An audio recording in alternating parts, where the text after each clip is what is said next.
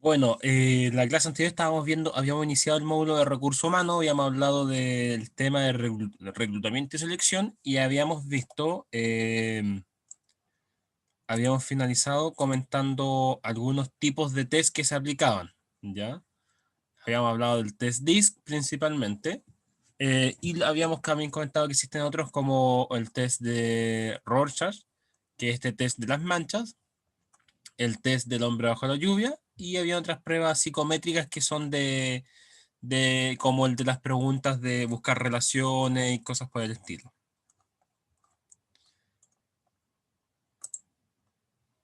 Ahora vamos a ver lo que es la evaluación del personal.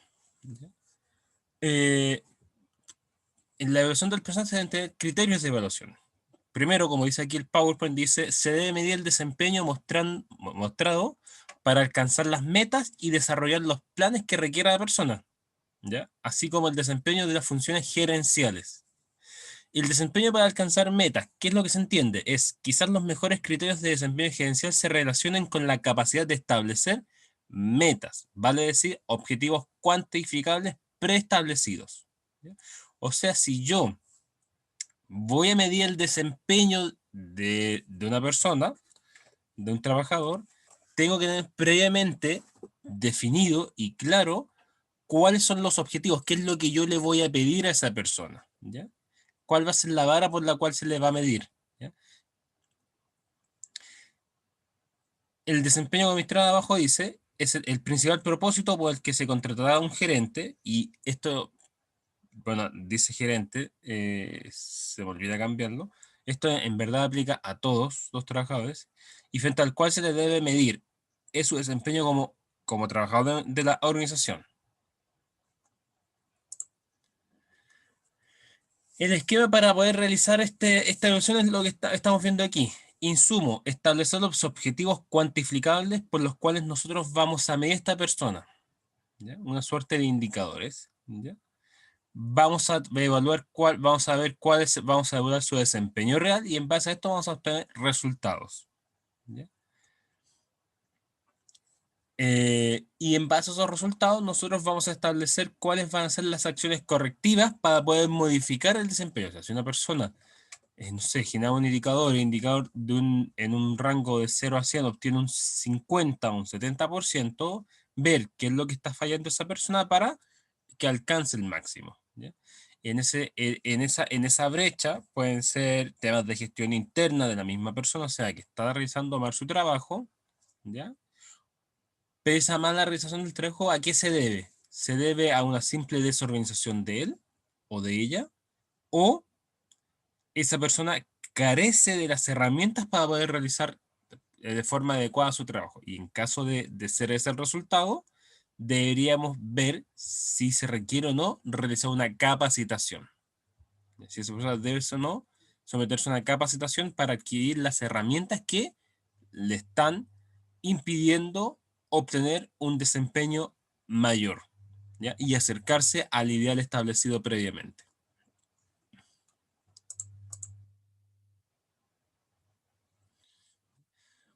Otros criterios algunos criterios de evaluación, con lo que estábamos viendo acá, este tipo de esto básicamente se mide los objetivos en cuanto a el cumplimiento de metas, o sea, mide eh, de forma un poco más, no sé si objetiva la palabra, pero mide más que nada así como si fue capaz de cumplir ciertas tareas.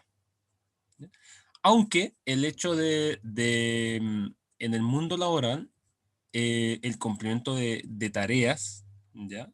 De tareas estándar, como por ejemplo completar un informe, realizar tantas llamadas de teléfono, en caso que sea, por ejemplo, un ejecutivo de un call center, cuántas llamadas realizó, con indicadores que son más duros, ¿ya? Siempre es bueno complementar la evaluación con una mirada mucho más amplia. ¿Ya? Y uno de los instrumentos que se utiliza actualmente es la evaluación 360 grados, que ahí ustedes en pantalla ven ya una descripción de qué es la evaluación 360 grados. ¿Ya? Básicamente es una evaluación en donde se busca evaluar o tener una impresión del desempeño de una persona, pero no solamente desde un punto de vista, o sea, no solamente desde la jefatura que él tenga, sino que es una evaluación que se complementa, en donde te va a evaluar, como sale en la siguiente lámina, te va a evaluar tu jefatura, te va a evaluar un, un subordinado tuyo, que es un colaborador, considera también una autoevaluación tuya, te va a evaluar a alguien que sea un par tuyo, alguien que trabaje a la par, ¿ya? Y también te va a evaluar un cliente. Este es un cliente interno. ¿Qué se entiende por cliente interno? Alguien que dependa de tu trabajo para poder realizar sus funciones. ¿Ya? Em, y esta evaluación 360 grados tradicionalmente mide cinco ejes, que son los que están a la izquierda. La gestión de personas, ¿ya? ¿Cómo es capaz tú de trabajar con otros? Tu capacidad de escuchar, o sea, eres una persona receptiva a las críticas, cuando tomas decisiones las haces en solitario, o eres capaz de integrar a los demás cuando te solicitan algo, eh, das respuesta a ello, o sea, la capacidad de escuchar de las personas, eso principalmente es para ver si eres capaz de trabajar en grupo, básicamente, con terceros. Eh, en caso de que tu cargo lo necesita, el sentido del rol del líder, ¿ya? También evalúa tu capacidad de dar y recibir feedback, ¿ya? Que es más allá de la escucha, ¿ya? Y finalmente, el quinto eje que mide esto es tu disposición al aprendizaje, ¿ya? Entonces, estas evaluaciones se realizan para tener y son cuestionarios de más o menos son cinco ejes. Es un cuestionario más o menos de entre 25 a 40 preguntas tradicionalmente, 25 a 40, que se le realizan a cada uno de los sujetos que están acá, a cada uno de estos individuos, ¿ya? Y con eso se obtiene un informe en el cual la recomendación es que tu jefatura, bueno, también aparte de tener preguntas cerradas, así como evalúe una nota de 1 a 5, también una sección de comentarios al final. Entonces la idea es que después tu jefatura te cite para que la encuesta, porque si la encuesta va a ser simplemente mandarte la respuesta, no tiene mucho sentido. O sea, la idea es que tu jefatura, tu jefatura va a obtener esta evaluación 360 grados, va a ver cómo fue lo que te evaluaron las diferentes personas, vas a tener un promedio, y después la ideal es que tu jefatura te cite a una reunión en donde converse contigo los resultados de la encuesta y se determinen las acciones a realizar en caso de que tú tengas notas deficientes, ¿ya? Esta es una evaluación mucho más integral que lo que hablábamos en un principio porque, como ustedes ven, no mide solamente, pues, en esta evaluación tú puedes, por ejemplo, en los temas que son más técnicos, eh, puedes perfectamente, volviendo a los ejemplos iniciales, si eres una telefonista, puedes perfectamente realizar 1000 llamadas en un mes. Eh, si eres un analista, puedes realizar todos los informes que te solicitan. Em, pero en la realización de tus tareas, ¿fuiste capaz de trabajar con otras personas? Em, ¿Tuviste una disposición a aprender cuando se realizaba un cambio? Eh, y la evaluación tradicional no lo permite, en cambio de 360 grados, sí, ¿ya? Por eso es una evaluación mucho más integral que mire que es un complemento a, a lo anterior. ¿Se entiende, no?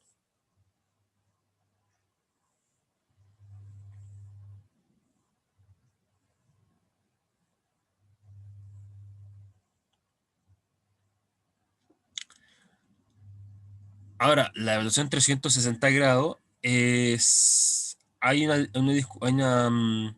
dos formas de realizarla. Hay unos que proponen que la encuesta tiene que ser anónima.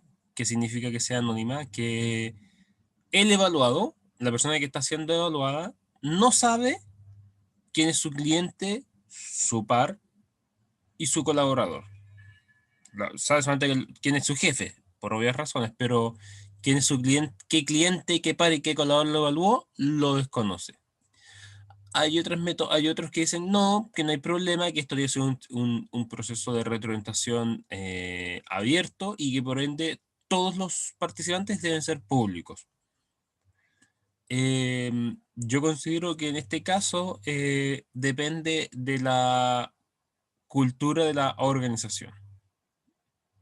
Depende básicamente de la organización, de su forma de trabajo, qué es lo más adecuado, que sean públicos o privados los nombres de los participantes.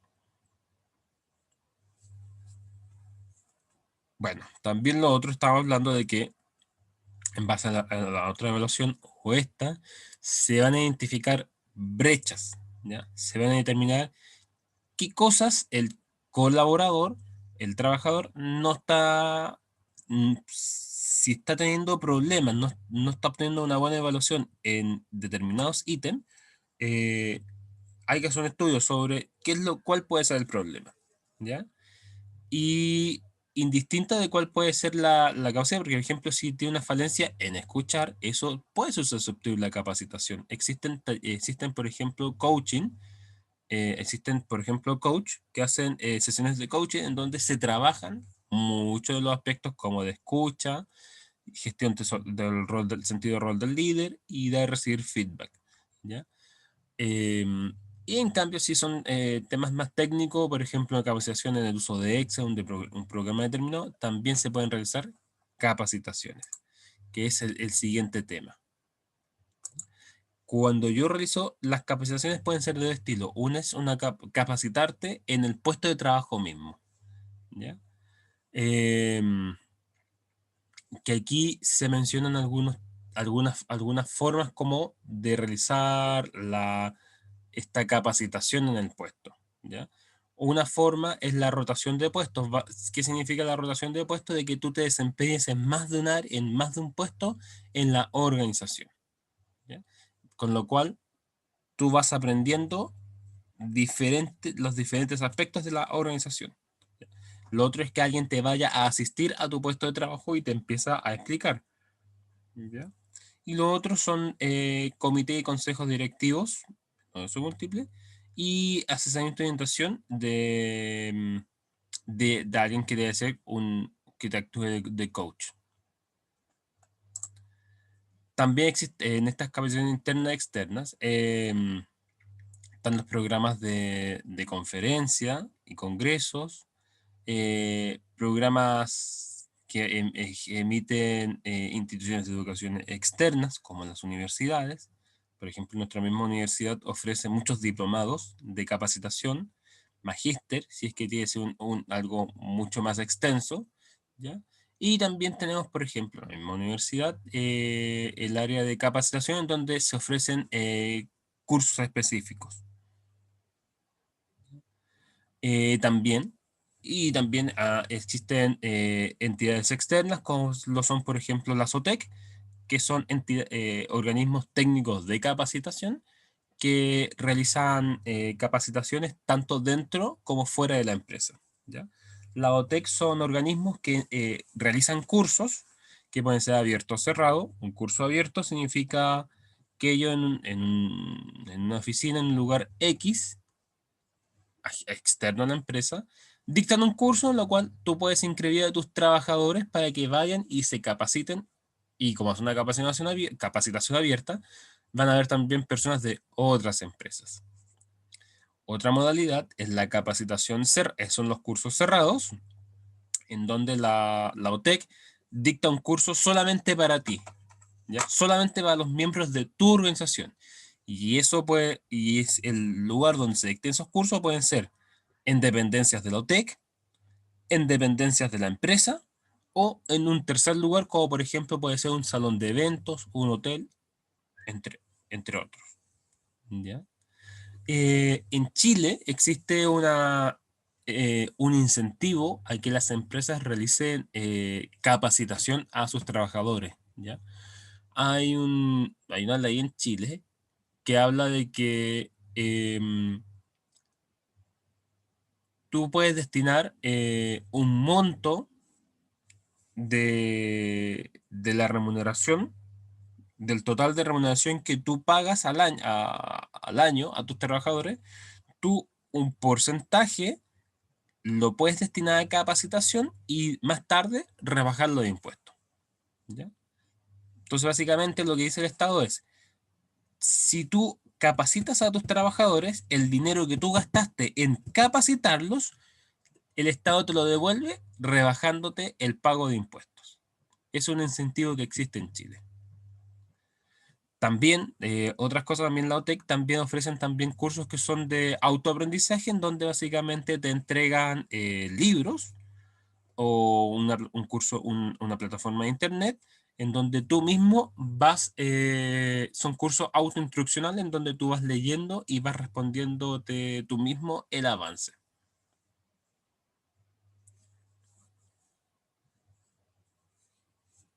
¿Se entiende las modalidades de capacitación que existen?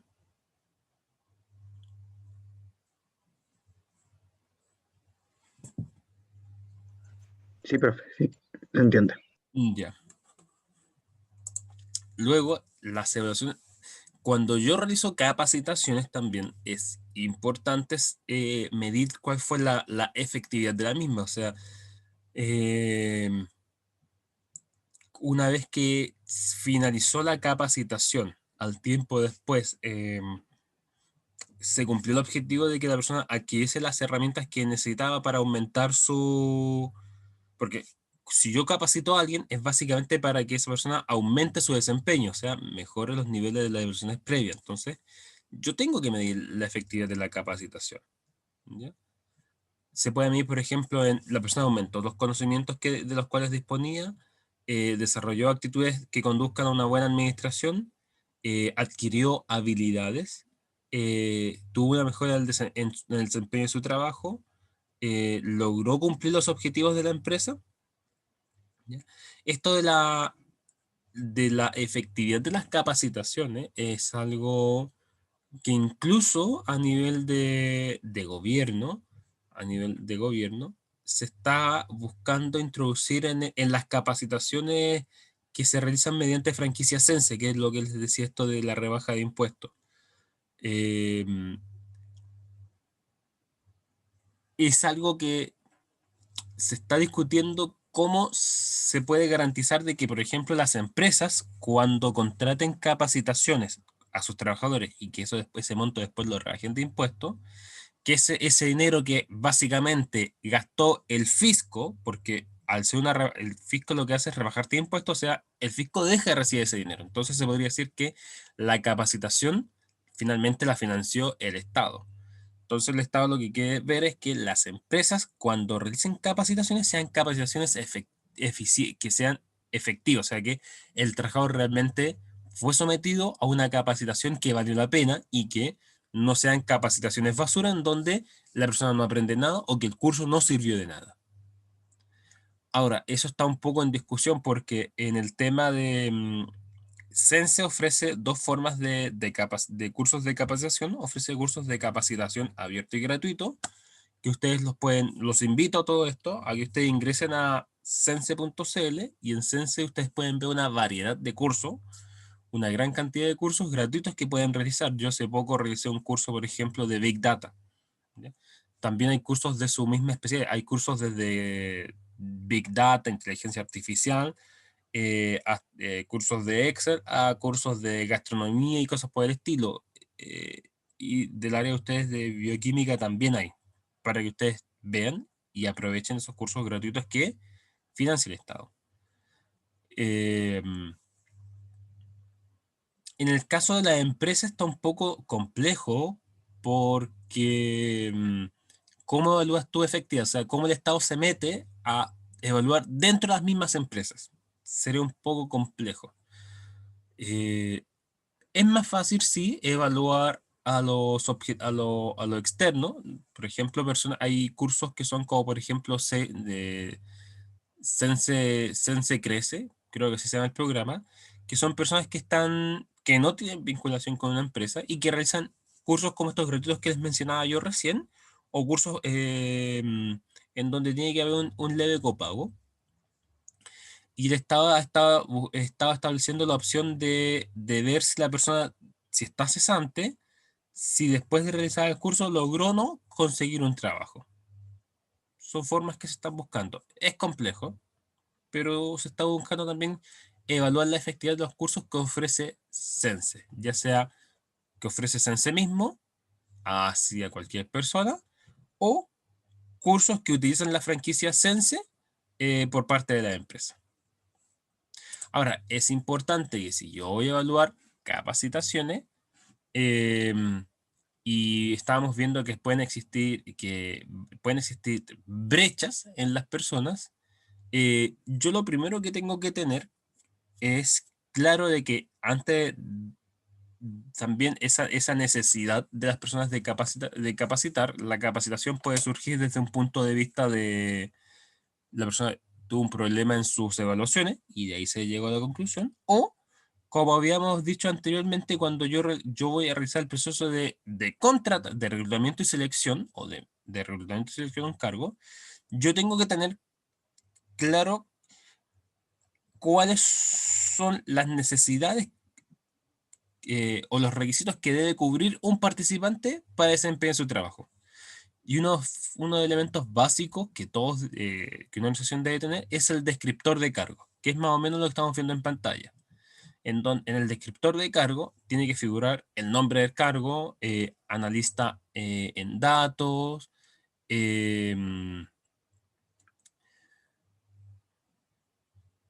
analista en datos, también en call center, ¿ya? El nombre del cargo. A veces hay empresas que hacen clasificaciones de cargo, como por ejemplo es un cargo de tipo administrativo, ejecutivo de cuentas, son profesionales, eh, son cargos gerenciales. Hay empresas que realizan clasificación en los cargos, ¿ya? El área de desempeño es donde en qué unidad de la organización se va a desempeñar esta persona, ¿ya? En qué departamento. Hay unos que también incluyen, por ejemplo, el tipo, como estábamos, cuando hablamos de tecnología, hay empresas que utilizan software como SAP, eh, utilizan SAP, Oracle o algunos otros programas. Y en esos programas muchas veces las personas cuando van a utilizar, tienen un usuario. Y el tipo de usuario según con los privilegios que va a tener, van a depender mucho de su tipo de cargo. En estas plataformas uno puede generar tipos de usuarios, ¿ya? Perfiles de usuario. Entonces, aquí yo establezco, por ejemplo, en caso de este cargo, estoy creando qué tipo de perfil de usuario va a obtener en la plataforma. También es importante que en esto estén definidas cuáles son las responsabilidades y autoridades que tiene el cargo, ¿ya? Así la persona de antemano se sabe cuáles son las funciones que tiene que desempeñar y también cuáles son las atribuciones que posee. ¿Ya? Y ahí se hace el mismo checklist de la persona tiene las facultades para poder realizar lo que se le está solicitando. Luego vienen los requisitos, en donde se establece, por ejemplo, cuál es el nivel de educación que debe tener la persona. Solamente cuarto medio, un título técnico, un título universitario, y en caso de esos dos últimos, ¿de qué tipo? Un ingeniero civil, un enfermero, un médico, un ingeniero comercial, abogado, eh, ingeniero en bioquímica es la profesión de ustedes, ¿o no? Perdón si se me olvidó el nombre. Soy re malo para retener datos a veces. Biotecnología. Ingeniero en biotecnología. Ya, entonces, educación, ingeniero en biotecnología. Experiencia. Esta persona, cuando se contrate, ¿se requiere que tenga experiencia, sí o no? Y en caso de requerir experiencia, vamos a fijar experiencia en años, ¿ya? O experiencia en proyectos concretos, en funciones concretas, en trabajos concretos que haya realizado, ¿ya? Luego viene la formación, que pueden ser cursos complementarios que se le exigen a las personas. Luego están los certificados o licencias, por ejemplo, en serio que esta persona tenga, por ejemplo, una certificación ISO, ¿ya? U otro tipo, una certificación en manejo de cierto programa. Cuáles son las habilidades técnicas que se le solicitan a esta persona y también cuáles van a ser las habilidades personales. Ustedes se dan cuenta que en habilidades técnicas yo me sirve como insumo para determinar, en caso de si esta persona necesita capacitarse, por ejemplo, en el uso de un programa. Y en habilidades personales, esta persona requiere tal vez sesiones de coaching, de escucha efectiva y cosas por el estilo. Y luego están bueno, esto también después se fija como una observación en donde dice que al trabajar para la empresa X, el trabajador se compromete y obliga a cumplir con las políticas, procedimientos y demás documentos establecidos por la empresa mediante el sistema de gestión integral. Hay empresas que tienen sistema de gestión integral. Sale esta leyenda porque se sugiere también que cuando la persona es contratada, firme su descriptor de cargo como aceptando de que tiene público conocimiento de qué es lo que a él se le exige para haber asumido el cargo. También en el descriptor de cargo se menciona también el punto de los elementos a necesitar. En el caso, por ejemplo, que sean, no sé, trabajadores que trabajen, por ejemplo, en una empresa que se dedica al despeje de vía eléctrica, que aquí se menciona cuáles son los elementos de seguridad que él tiene que tener, los EPP, ¿ya? Los elementos de protección personal. Eh, Chaleco reflectante, guante anticorte, casco y cosas por el estilo. En el caso de ustedes, si ustedes van a trabajar, no sé, tal vez en un laboratorio, ¿cuáles son los implementos de seguridad que se le tienen que entregar a ustedes? O sea, o también otros, por ejemplo, aquí se especifican, se le tiene que dotar a la persona de un computador personal, o sea, tener ese listado. ¿Qué es lo que necesita qué es lo que tiene que entregar la empresa para que el trabajador pueda realizar su trabajo de forma eficiente y segura? ¿Ya? Entonces, esto es un elemento básico, el descriptor de cargo. Si no existe descriptor de cargo, difícilmente yo pueda eh, evaluar las capacitaciones y, en primer lugar, determinar qué capacitaciones son las que necesita la persona. Entonces, el descriptor de cargo es algo fundamental. Luego, avanzamos hacia lo que es el desarrollo organizacional, que es esto que les comentaba yo, que abarca muchas secciones de la organización. Lo que hemos visto antes está enmarcado dentro del desarrollo organizacional, pero en temas que se pueden ver como los que veo yo de forma más detallada. Aquí vamos a englobar algunos talleres, algunos otros temas. En el desarrollo organizacional, básicamente lo que yo hago son un análisis situacional sobre diferentes ámbitos dentro del área de la organización. Evalúo no el área de recursos humanos, sino que yo evalúo a las personas de la organización en general. Voy a formular luego planes, ¿ya? Para mejorar la situación de las personas, tanto en términos de bienestar como como planes de perfeccionamiento, ¿ya? Temas también de perfeccionamiento como son las capacitaciones, establecer políticas de remuneraciones, también establecer cuando una persona va a evaluar, por ejemplo, ámbitos de clima organizacional, em, y también ver el tema también del proceso de salida de las personas, cuando se hacen las desvinculaciones, cómo se realizan, ¿ya? Y cómo se evalúan también. Entonces, una vez que se formulan, se ejecutan estos planes y se mide cuál es la efectividad de los mismos, ¿ya? Aquí hay uno de los temas que tiene que ver el desarrollo organizacional, que es parte de lo que hablábamos antes, es el cambio en las organizaciones, y aquí está lo que se denomina como la administración del cambio, ¿ya? El cambio puede proceder del exterior o del interior de la organización, ¿ya? Algunos ejemplos son cosas que pueden generar cambio, un mayor uso de TICs por parte de las personas. La educación, que van recibiendo las personas. Eso también, por ejemplo, en la proporción de personas que tienen mayores conocimientos, la, la internacionalización de la empresa o una mayor multiculturalidad en la misma organización, que es, por ejemplo, lo que puede ser un fenómeno que se puede estar dando actualmente en muchas empresas. Por ejemplo, en Chile, donde hoy en Chile, el Chile, por ejemplo, de hoy, en términos de personas que son extranjeras, a lo que era hace 20 años atrás, yo creo que la realidad de muchas empresas hoy en día es totalmente distinta. Hoy en día en una misma empresa tú te puedes encontrar personas de nacionalidad chilena, peruana, venezolanas, colombianas, haitianas y de Centroamérica. Eh, y el cómo se relacionan estas personas entre sí, que todos tienen temas culturales personales muy distintos. eh, ¿Tú cómo logras generar un ambiente de trabajo en donde se logren conjugar y desarrollar de buena manera? Ya, ese es un desafío que las empresas están teniendo hoy en día, esa administración del cambio.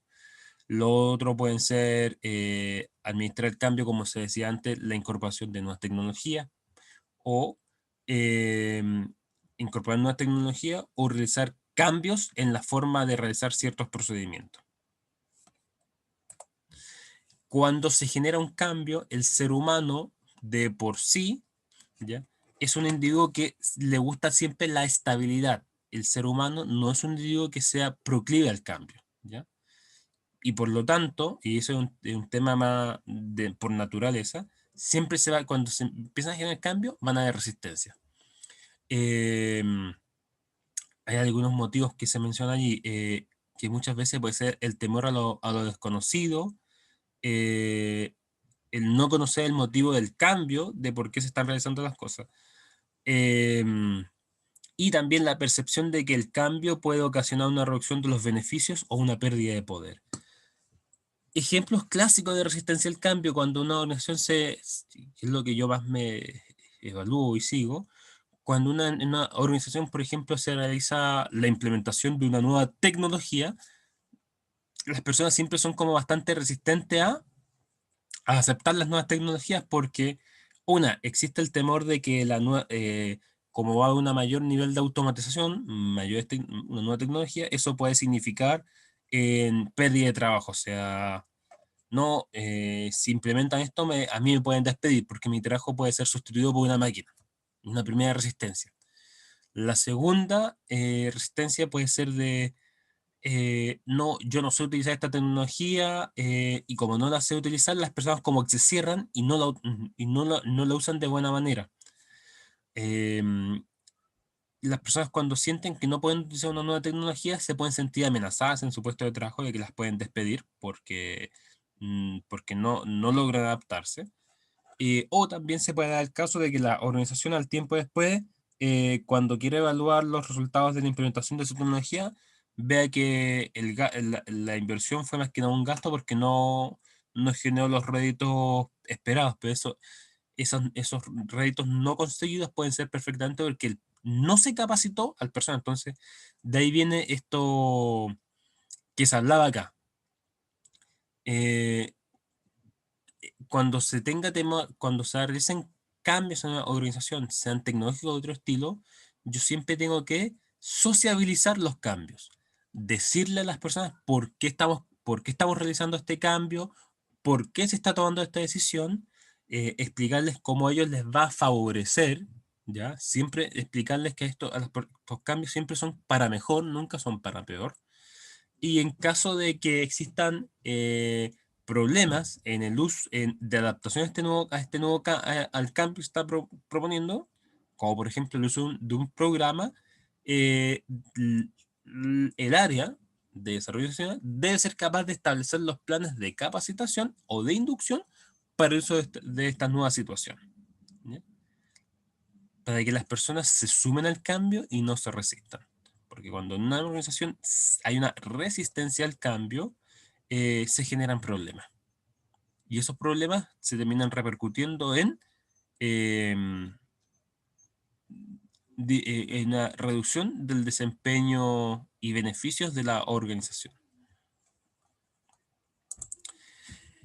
Los cambios y también otras situaciones que se dan en la organización pueden terminar en conflictos organizacionales.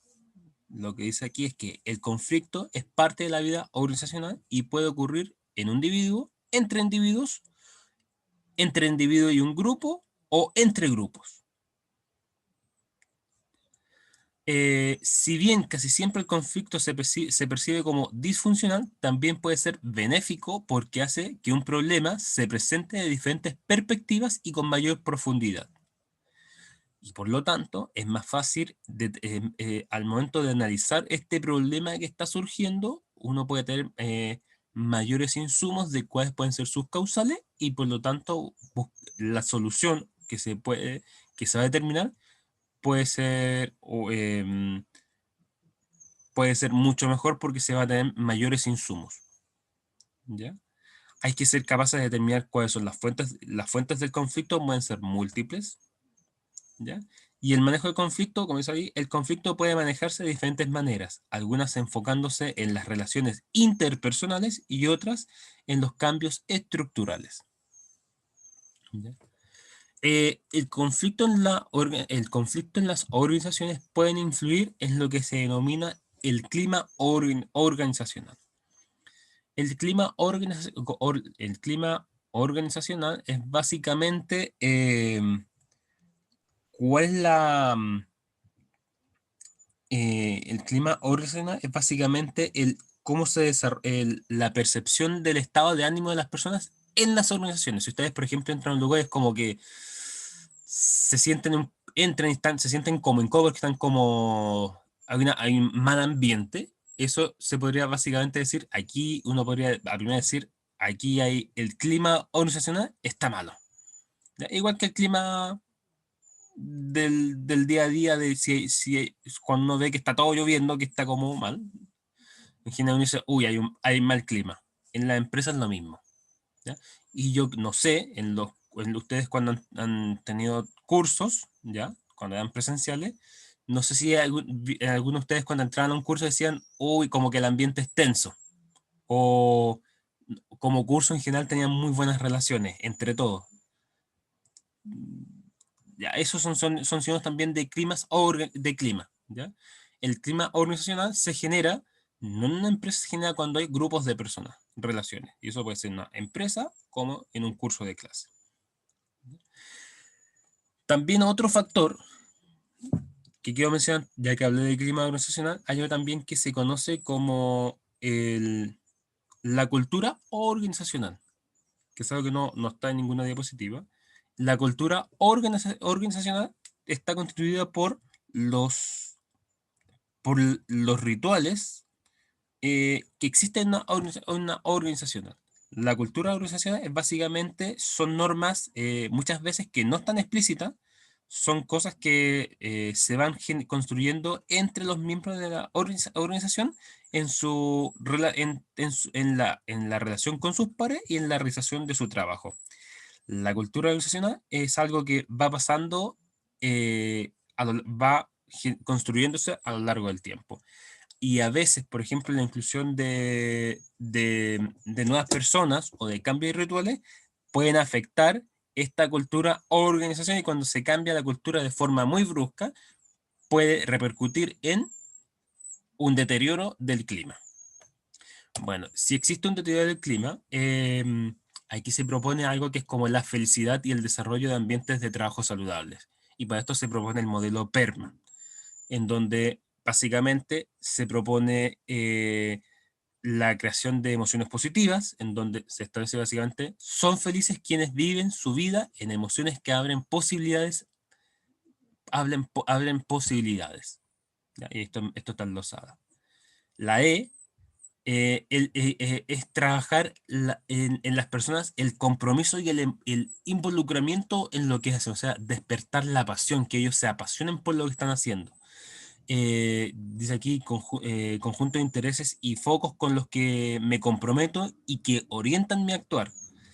Los felices están comprometidos con ideas, propósitos y causas significativas para ellos, lo que les mencionaba en un principio. Luego está el tema de que yo tengo que construir relaciones positivas, ¿ya? No se puede ser feliz solo. La felicidad es algo que se construye cuando yo me relaciono con terceras personas. Tengo que establecer el sentido, que está muy en línea con el segundo punto que estábamos hablando, que las personas felices tienen un sentido y un propósito en la vida claro y definido. Se distinguen al menos tres niveles de sentidos: sentido individual, sentido social y sentido trascendente, que van desde los menores a los mayores niveles de felicidad. Y el último nivel del modelo PERMA es el logro.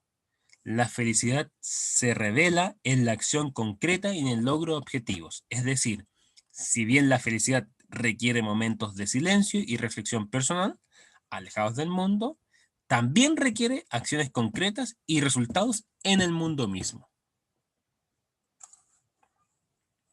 Estoy terminando por si acaso. Creencias de profelicidad. Creencia número 1.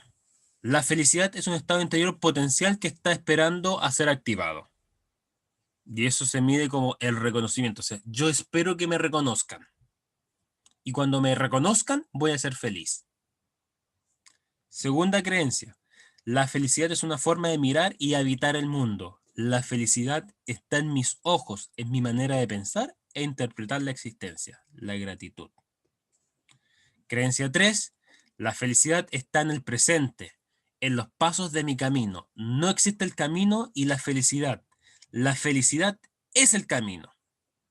¿Ya? Estar presentes. 5 factores de felicidad en el trabajo. En base a esto mismo, para poder construir estos 5 puntos y lo que dicen estas creencias, darle un poco más de sustento y que algunas pueden estar equivocadas. Uno es establecer buenos vínculos. Aprecio por las personas de mi equipo y buscar yo tener buenas relaciones con ellos. Segundo, en el trato justo, si yo soy yo tengo que a las personas establecer políticas de remuneración que valoren de forma justa el trabajo que realicen. Tiene que haber un equilibrio entre trabajo y vida, o sea, yo a las personas tengo que generar jornadas de trabajo que les permitan conjugar su vida laboral con su vida personal, que ellos tengan vida personal. ¿Ya? No puedo ser em, un empresario avaro que explota a las personas con con jornadas extenuantes, en donde la persona básicamente va a llegar a su vida, a su casa con suerte a dormir y nada más. O que va a tener una. O sea, yo tengo que preocuparme de la calidad de vida de las personas. Tercer punto, empoderar. Empoderar a las personas, que las personas se sientan que tienen un peso en la organización, que su opinión vale. Eh, Cuarto, establecer un trabajo desafiante que va a despertar, por ende, la oportunidad de ser creativo en las personas y de desarrollar sus habilidades. Y quinto punto, el generar un trabajo que las personas sientan que es valioso, o sea, que lo que están haciendo vale la pena, que no están simplemente no están yendo simplemente a marcar tarjeta en una empresa, o sea, que ellas sienten que el trabajo que están haciendo tiene un impacto en lo que consigue la organización, y si ese impacto es un impacto positivo en la sociedad misma, mucho mejor.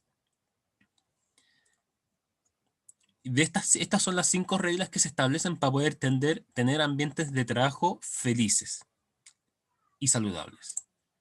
Y por último, aquí hay una frase: la organización que aprende es la organización que puede adaptarse a los cambios del ambiente externo a partir de la renovación constante de su estructura y sus prácticas, y la organización que aprende soluciona los problemas de forma sistemática, experimenta, busca nuevos conocimientos constantemente y es tolerante al fracaso. Y con eso, chicas y chicos, terminamos el módulo de recursos humanos. No sé si existe alguna duda, algún comentario final.